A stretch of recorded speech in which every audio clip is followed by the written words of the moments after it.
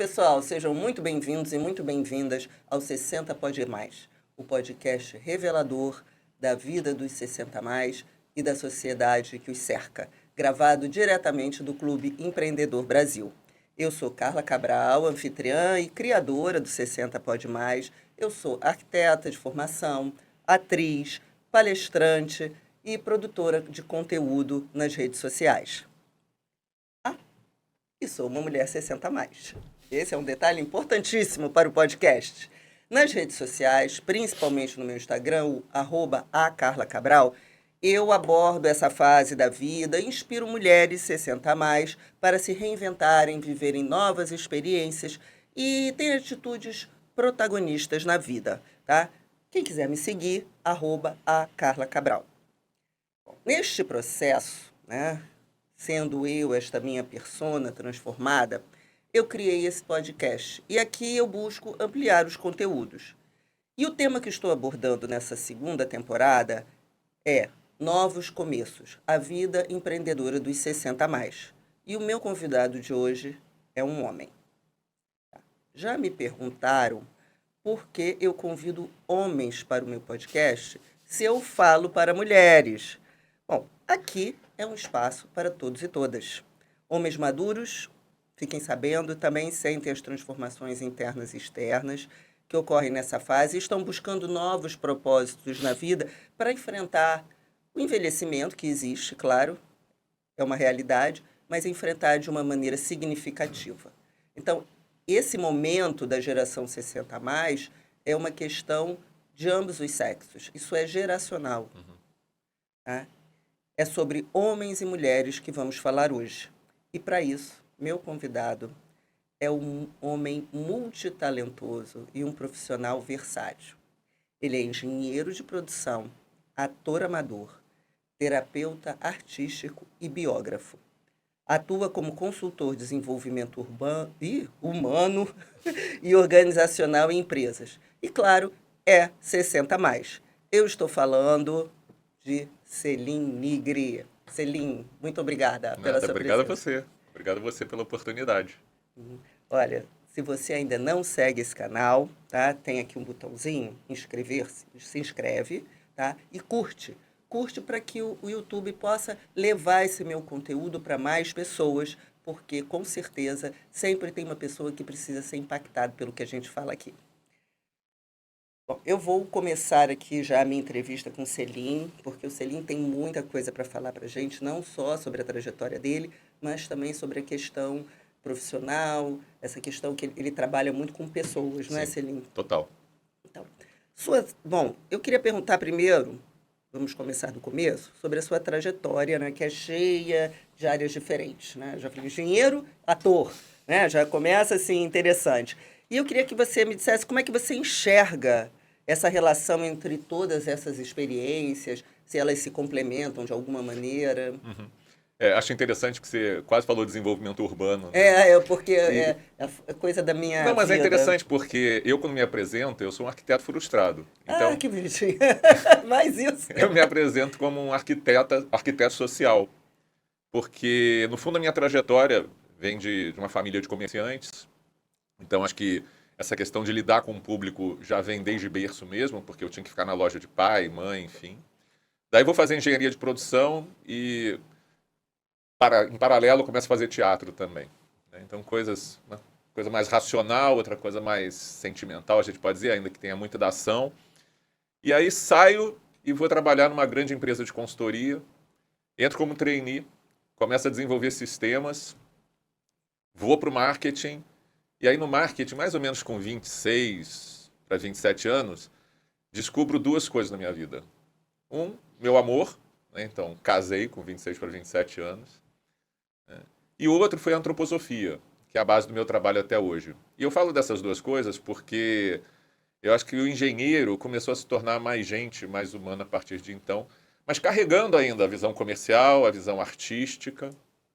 E aí chego a sócio dessa consultoria, que era a Pricewaterhouse, e aí descubro que eu não quero ficar lá. Um lugar que muita gente gostaria de estar E aí você descobre, não, não é aquilo. E isso, eu brinco, mas é verdade, foi a partir de uma pergunta da minha mãe. Uma pergunta poderosa, no dia que eu fui a sócio, fui jantar com ela, me fala assim no meu ouvido, e agora, meu filho? Só isso. E a partir de então eu comecei a perceber que se eu chegasse, eu tinha 33 para 34, se eu não fizesse nenhum erro, eu chegaria aos 60, minha aposentadoria seria super tranquila. Mas eu não sou uma pessoa assim. E acho que ela sacou isso, ela falou, pô, meu filho não vai ficar 26, 27 anos esperando a aposentadoria. Saí e fui em busca então do que brilha o meu olho, que é ajudar as pessoas a manterem sua chama acesa dentro das organizações, buscando seus espaços nas organizações. Então, me tornei sócio de uma pequena empresa de desenvolvimento humano e organizacional chamada Adigo, empresa essa que há 13 anos atrás, então, teve um processo de divisão e a gente criou então a Lumo, que significa chama em Esperanto. Hum, Então, assim, como é que essas coisas se complementam?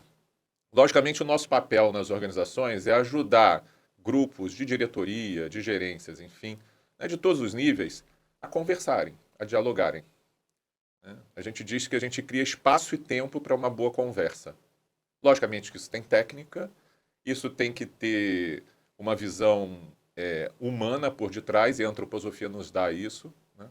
Só que, além disso, eu fui buscar mais duas coisas. Uma formação em aconselhamento biográfico que tem tudo a ver com o tema do teu podcast. Porque, no fundo, a gente ajuda as pessoas a reconhecerem seus padrões nas suas biografias e transformarem, ressignificarem, né, metamorfosearem as suas vidas a partir de uma maior consciência. Esse é o trabalho do aconselhador biográfico, do qual hoje eu sou até coordenador de uma formação, que é a Trinos. E fui buscar terapia artística. Por quê? Porque eu trabalho com arte o tempo inteiro. Nós trabalhamos com arte. Então a gente trabalha com três qualidades, a gente pode dizer, com o conteúdo, com a interação e com processos de diálogo. Nessa questão da interação, a arte ajuda muito. Né? E aí eu fui buscar uma formação em terapia artística também. Não me sinto terapeuta artístico, mas acho que a arte me ajuda bastante tem uma base. a trabalhar com as pessoas, a criar exercícios, enfim, a pensar de uma forma diferente sobre os problemas que elas têm. Trabalhar de uma forma mais lúdica, né? Exato. Que é o que muitas vezes é mais fácil para a pessoa perceber isso. O que é antroposofia?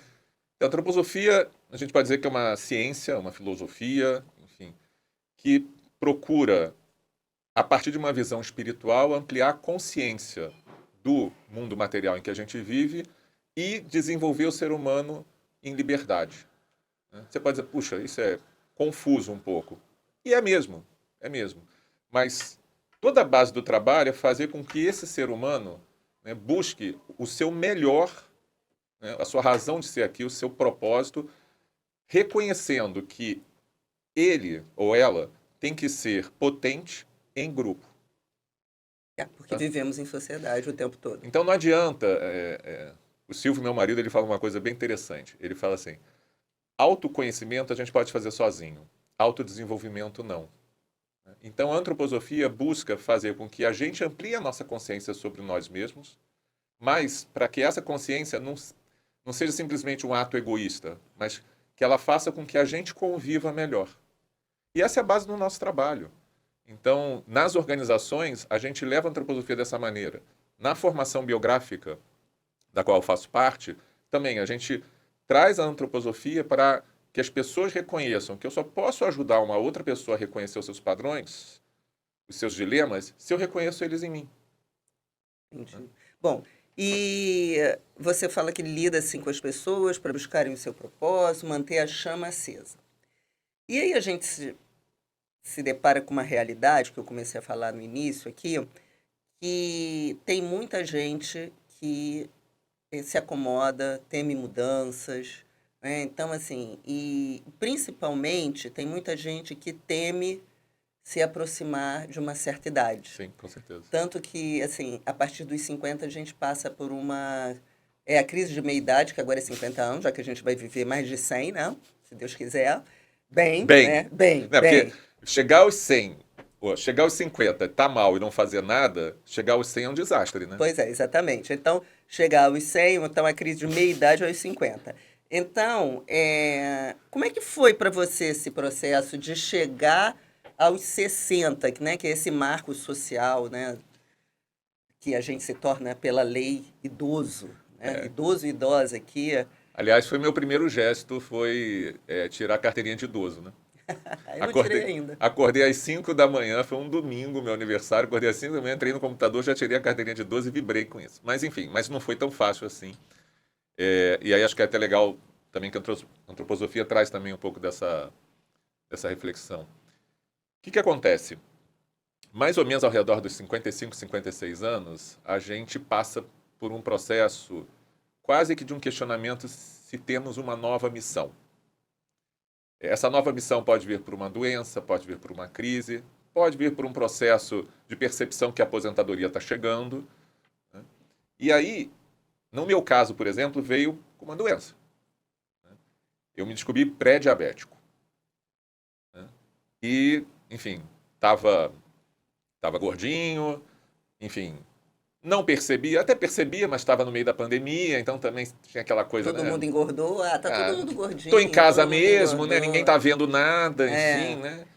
Mas aí descobri e os médicos falaram assim, olha, você não precisa tomar remédio, no seu caso, mas você precisa mudar sua alimentação e mudar seu estilo de vida.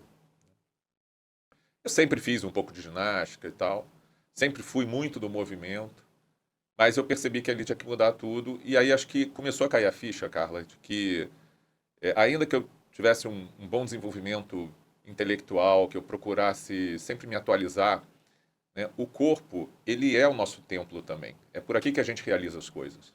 Então que não adiantaria nada eu continuar me desenvolvendo intelectualmente se eu não cuidasse de mim. Com certeza. Né? Que é isso que nos leva para todos os lugares. Só que tem um detalhe. Nesse processo das leis biográficas, homens tendem a adiar um pouco esse questionamento sobre si próprio, né? As mulheres não. As mulheres já vêm com esse processo de desenvolvimento ou de questionamento contínuo, com que faz com que se tomem decisões nos horários mais apropriados, digamos. A gente empurra um pouco mais com a barriga. Isso é péssimo. Isso é uma questão social do homem ser aparentar ser mais forte, mais resoluto? Eu acho que a gente tem menos, talvez, capacidade ou competência, ou talvez mais medo de se enxergar. E é interessante. Por exemplo, um dado bem comum. Se você for a processos de desenvolvimento, cursos de desenvolvimento humano, você vai ver muito mais mulheres do que homens sentados na cadeira.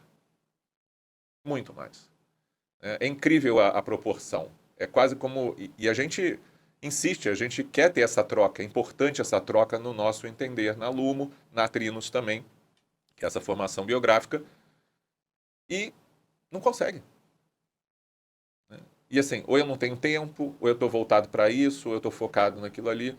E lógico, as mulheres... Acha bobagem no final das Exato, contas. é uma bobagem, né? Esse medo de abraçar a árvore, a gente diz o seguinte, só abraça a árvore quem quer. Só abraça a árvore quem quer. Quer falar com a sua planta, pode falar, não sei o que lá e tal. A gente não faz isso.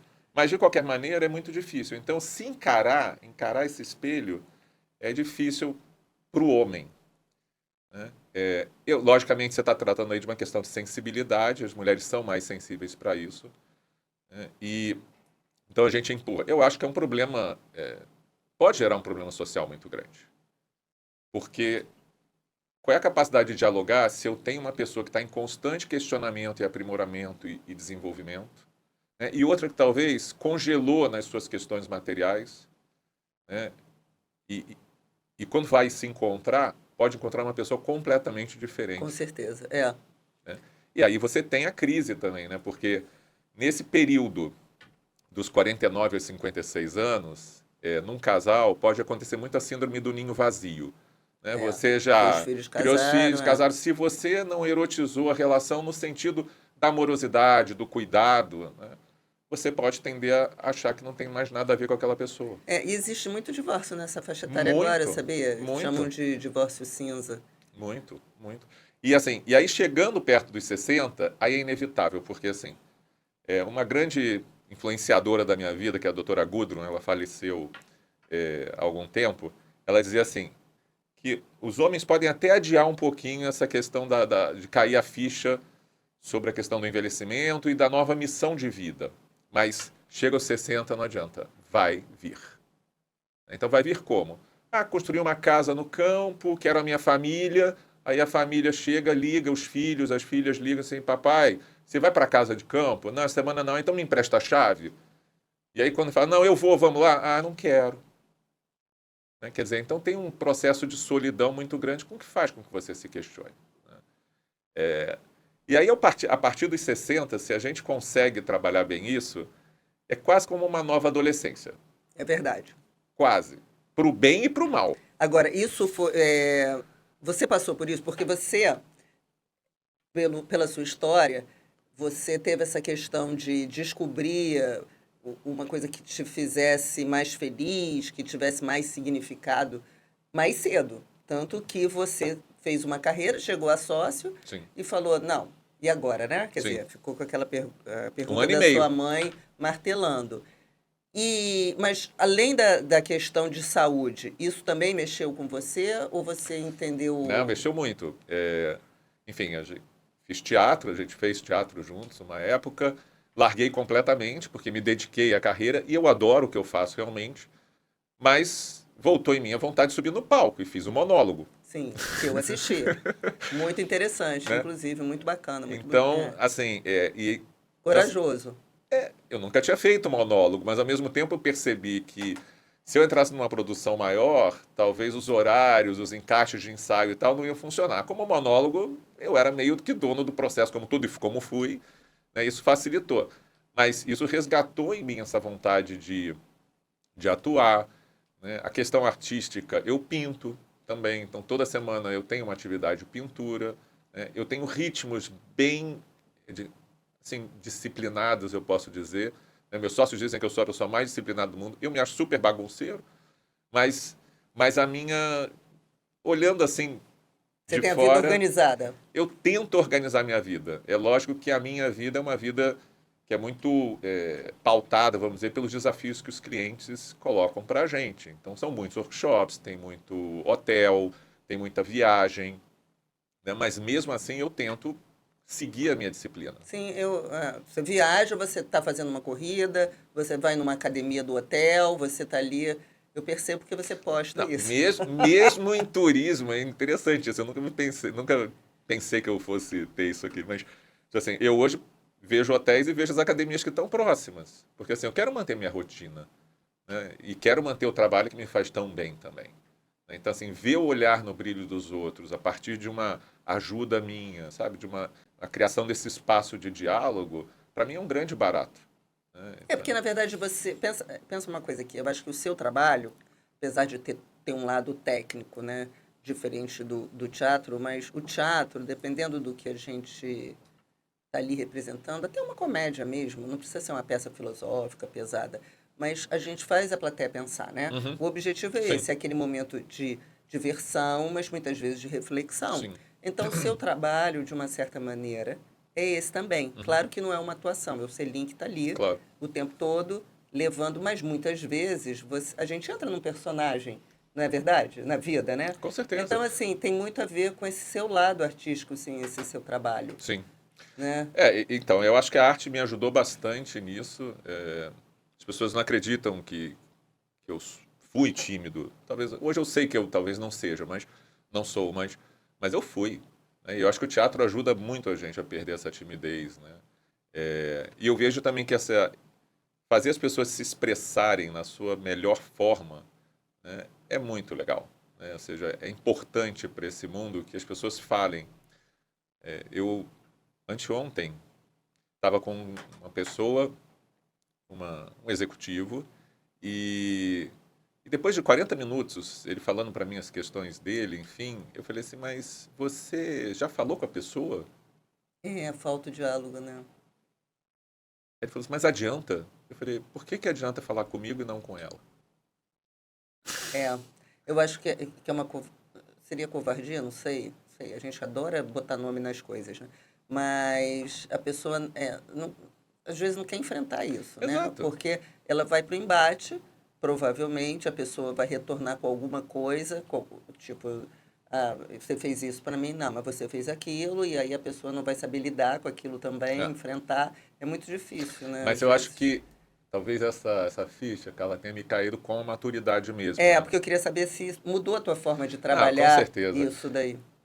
Toda essa vivência agora próximo dos 60. Eu acho que a gente, imagino que você concorde comigo, assim, a gente começa a olhar a vida de um patamar de maior integração entre as coisas e de maior compreensão daquilo que talvez não esteja tão visível para as outras pessoas. Sabe, quando você entra numa reunião, por exemplo, e você sente que o clima ou está pesado, ou que tem algumas questões que você precisa lidar. Tá, mas isso é pela sua experiência profissional ou pela maturidade? Eu acho que são as duas coisas.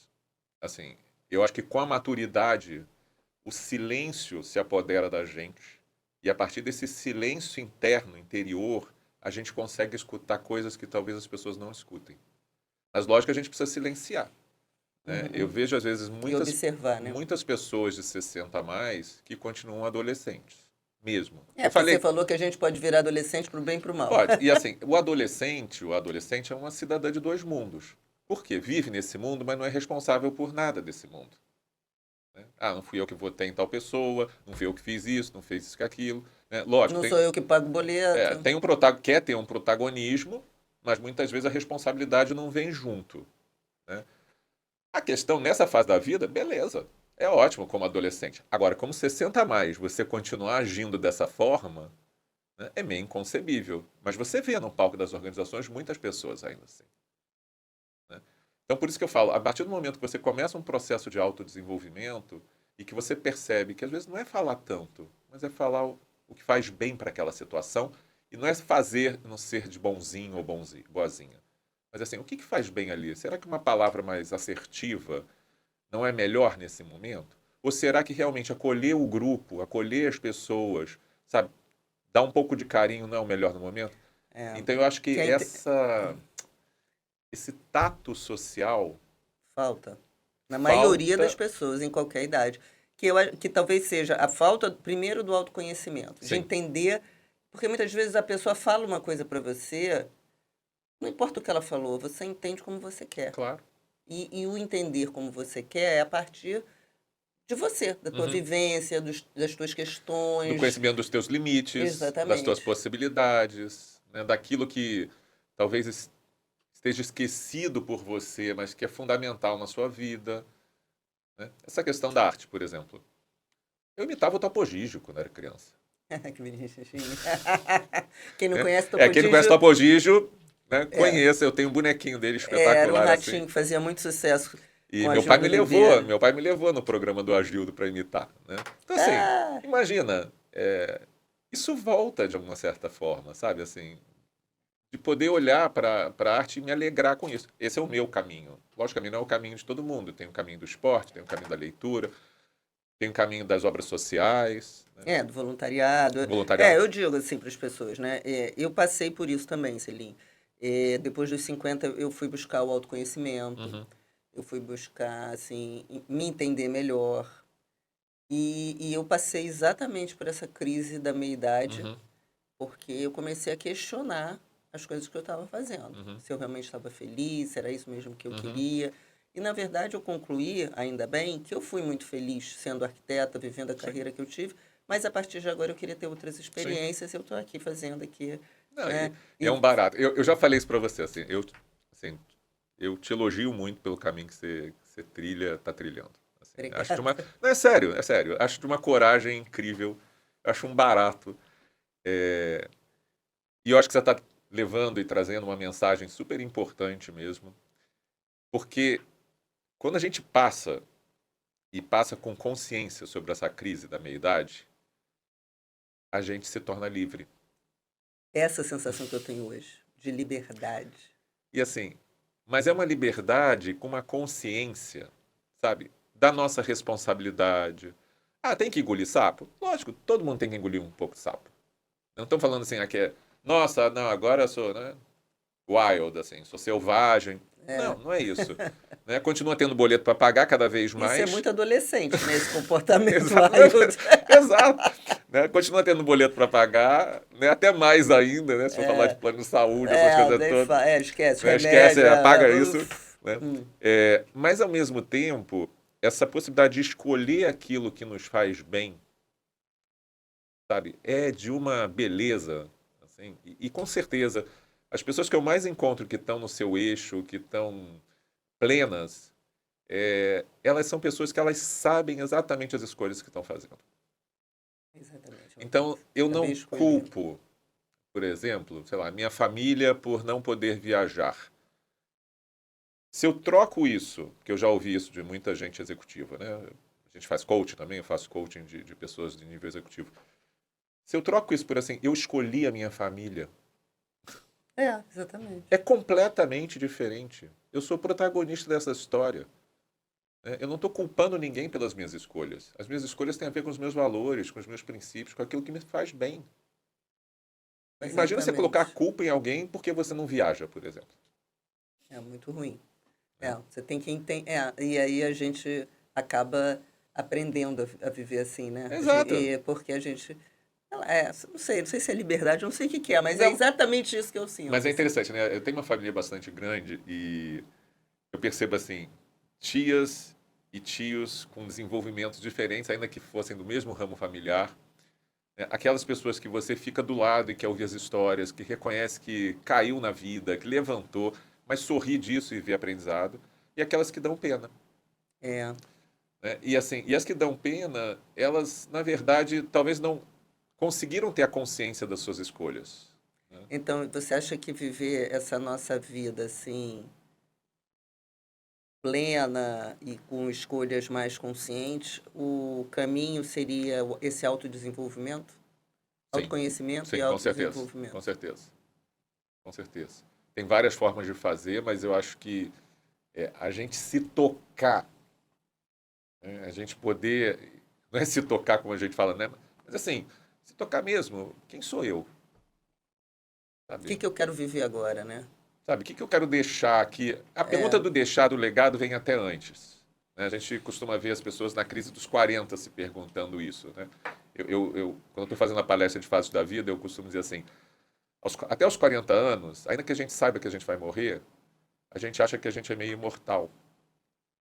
Mas quando chega aos 40, a gente percebe que alguma coisa, que o tempo está que o tempo está passando. passando e que a gente precisa deixar uma coisa mais sólida, como uma imagem nossa, né? Ou para filhos, enfim, para as outras gerações. Né? Quando a gente chega aos 60, né, se eu não sou livre, né, o chegar até os 100 como perspectiva é um inferno. Né? Porque, lógico, fisicamente falando, a gente precisa de muito mais esforço para se manter. Uhum. Né? Não é fácil. Né? Nosso ritmo de vida muda. Né? Eu tenho que escolher quais são as batalhas que eu quero entrar, quais são aquelas que não valem a pena entrar. Ah, tá bom, não vou mais brigar por aquilo, gente. Sinceramente, as pessoas até estranham muitas vezes. Puxa, você sempre foi mais aguerrido e tal. Sim, mas não quero. Gente, Eu também tenho isso. Não quero. Não, não vou não. sabe, Tô afim. deixa, deixa. Deixa brigar. Quer ficar com isso aí? Pode Cara, ficar. meu tempo é Brinca muito. com isso aí que eu vou ali e volto Meu já. tempo é mais caro, sabe? Minha saúde é Exatamente. mais cara do que isso, então não quero me envolver com isso. Né? Agora, essas pessoas que você lida e que vivem essa transformação, elas partem para empreender, para fazer coisas novas. O que que você vê como Com certeza. E tendência? aí, mais uma vez, as mulheres levam muita vantagem. Se você for ver a quantidade de negócios abertos de 55 para cima, né, as mulheres estão, acho que 90%, se eu não me engano, são abertos por mulheres de negócios. Né? Então, assim, essa vontade de empreender, né, é o que dá liberdade para a gente também. É.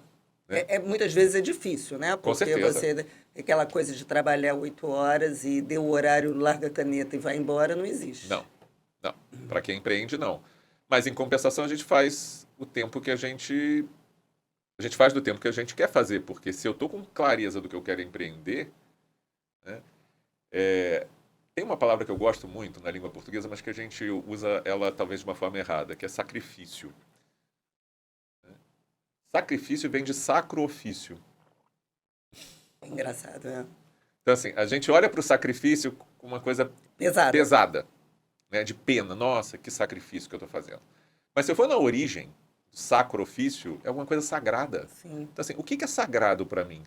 Se eu compreendo que empreender alguma coisa, colocar alguma coisa no mundo é um ato de sacrifício, eu vou me dedicar. Sim, vai se dedicar com prazer e aquilo não vai ser pesado. Exato. Né? Aquilo, a gente não vai nem sentir o tempo passar. E assim, tem uma coisa que eu acho bem interessante, Carla. Todo gesto criativo do ser humano, ele passa por 4 fases. A primeira fase é a fase do sacrifício. A segunda é a da doação. Ou seja, eu tenho que doar o melhor de mim para aquilo. Eu tenho que abrir mão. Né? E aí, eu abrir mão no sacrifício, eu crio tempo para as coisas acontecerem. Aí eu vou doar o melhor de mim para aquilo acontecer.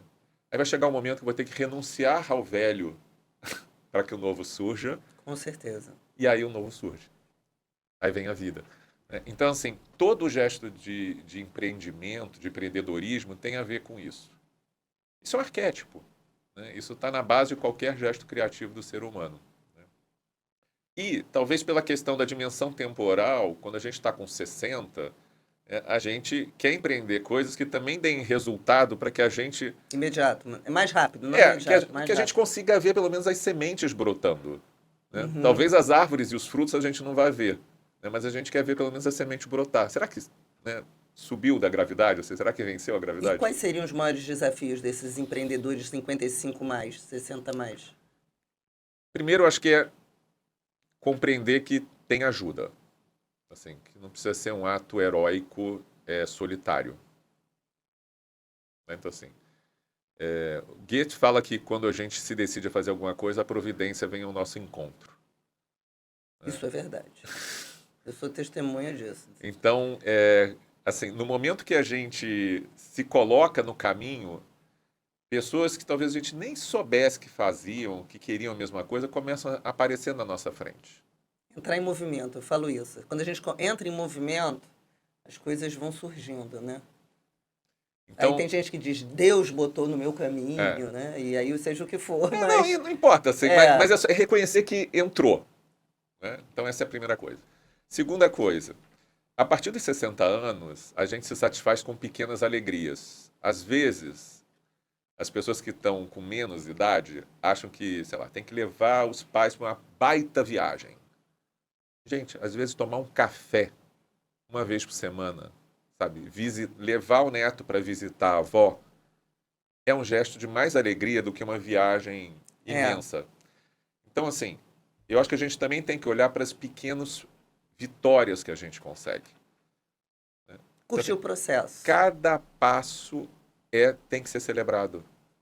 Sabe? Cada pequena vitória, cada venda que você faz, cada pessoa que começa a te seguir, por exemplo. Ah, eu queria que tivesse, sei lá, 1 milhão de seguidores. Mas hoje entraram 2. Puta, legal. Podia ser mais? Sempre Cada pode. entrevistado maravilhoso que vem aqui fala coisas excelentes para o meu público. Né? Então, assim, perceber que tem ajuda, tem gente que está próximo, perceber que cada passo conta. Né? Então, e acho que tem uma coisa que você falou do Enjoy the Ride, né? Assim, cara, a viagem é muito melhor do que o destino.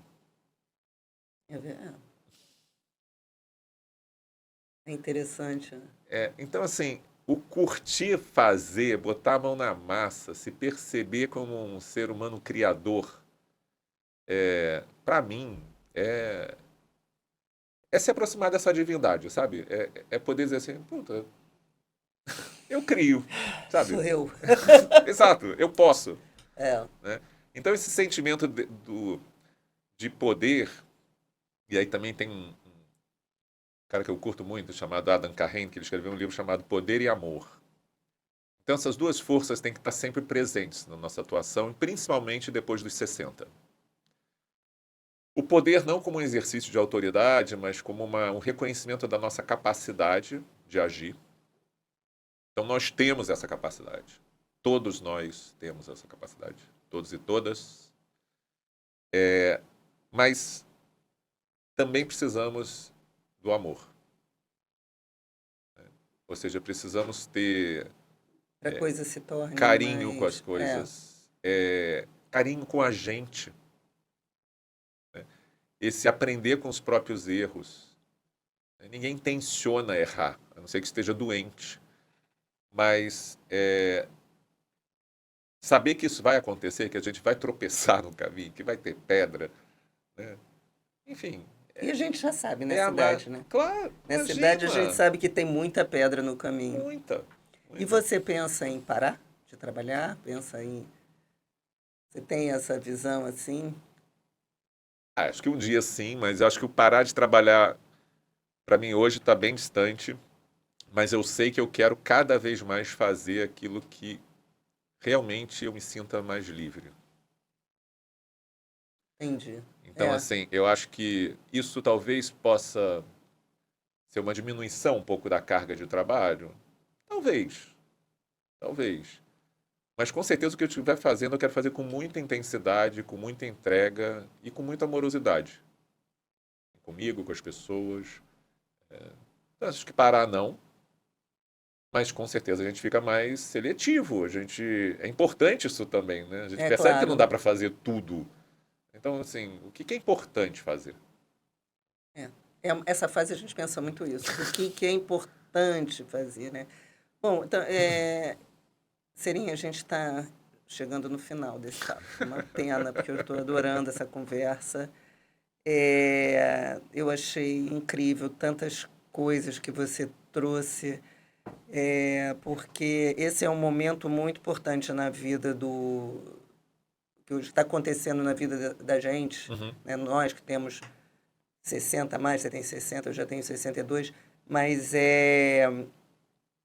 a gente está quebrando paradigmas, vamos dizer com assim, certeza. né? Essa geração está quebrando paradigmas. E o mundo, vamos dizer, o mundo, a sociedade que nos cerca, ela precisa também entender e nos aceitar, Uhum, né? Porque a ideia da pessoa, quando vai chegando nessa idade, é justamente parar, se aposentar, ir para os aposentos, aposentadoria para os aposentos. Então, não conviver mais na sociedade, mas a gente tem muito ainda para com contribuir, certeza. né? Muito para interagir. Outro dia eu estava vendo uma pessoa falando, justamente a gente tem a vida é dividida em três fases, não sei, mas era a teoria dela. É aprendizado, a primeira, a segunda Luta, é a luta, a conquista, e a terceira é contribuir. Eu acho que a gente está aqui para sim. contribuir. A gente fala de tornar-se sábio, que não é ser sábio, é tornar-se. Né? Então, só isso já tem um movimento de transformação, É, sabe? A gente está em eterna transformação. Né? E é interessante, assim, eu acho que talvez uma mensagem é que a gente. porque eu ia te pedir exatamente para você dar uma mensagem, Não, é que eu tava te escutando falar e me deu complementar algum vontade, assim. tema, falar de perspectiva, não sei. Não, eu sinto assim que se você está com vontade de fazer alguma coisa, faça. É preciso que alguma coisa seja feita, nem que seja uma vez só, para que haja um começo. Então, assim, tem idade para isso? Não, não tem. Então, assim, tá com vontade de fazer, se sente livre para fazer, percebe também, logicamente, aí com 60 a mais, qual é o impacto disso, sabe, para o teu entorno primeiro, sabe, para a sociedade que você vive. Por que não fazer? Faça. Viva, experimente, Experimente. arrisque. Sabe, assim, eu acho que é importante você saber que o resultado da tua ação, ela pode ser boa para muita gente, né? Mas também para você. Então, assim, não existe o altruísmo sem egoísmo. Todo gesto de altruísmo começa com um gesto de egoísmo. Todo. Porque eu estou envolvido nisso. É.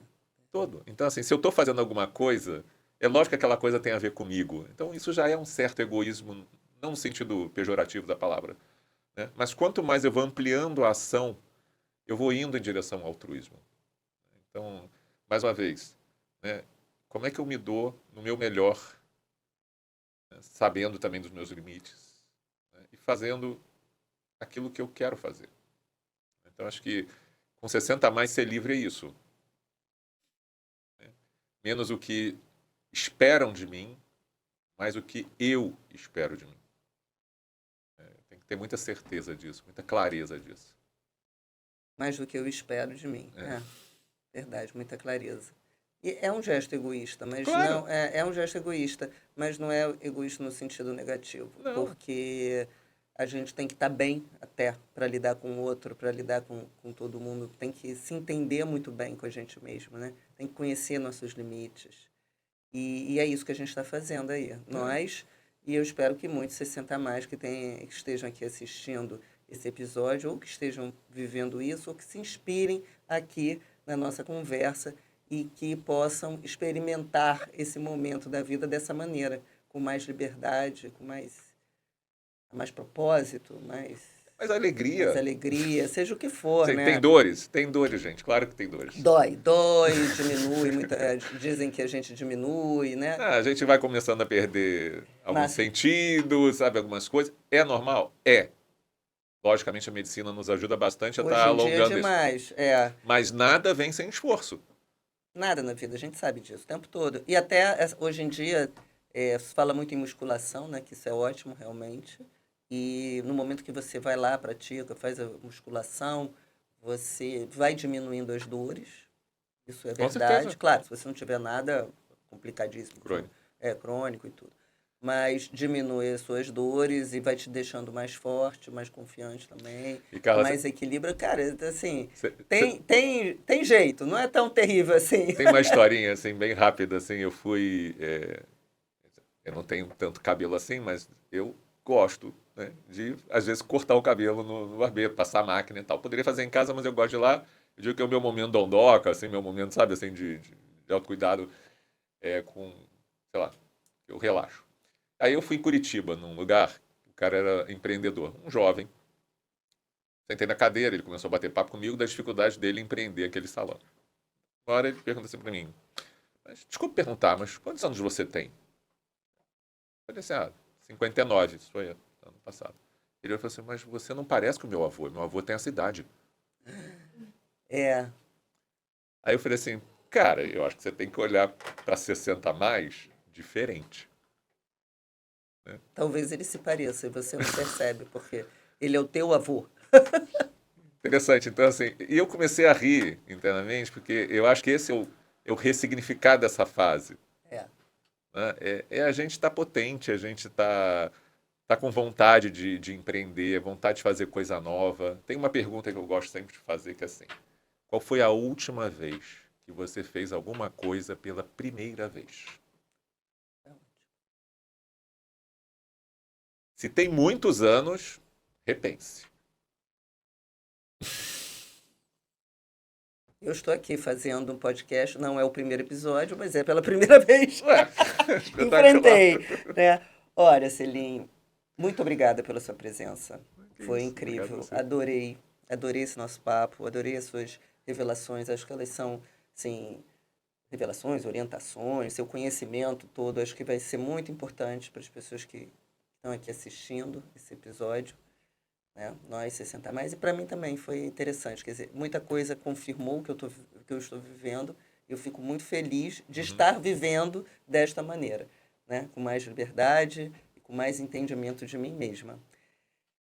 E antes de terminar, né, eu gostaria de agradecer novamente ao Clube Empreendedor Brasil por esse estúdio maravilhoso aqui no centro do Rio de Janeiro, que está aqui para quem quiser gravar seu podcast, com uma equipe super profissional, bem no centro do Rio de Janeiro. Eu agradeço o apoio deles e gostaria de lembrar você a curtir e compartilhar esse episódio com alguém que precisa ser impactado por esse conteúdo que realmente está incrível, tá?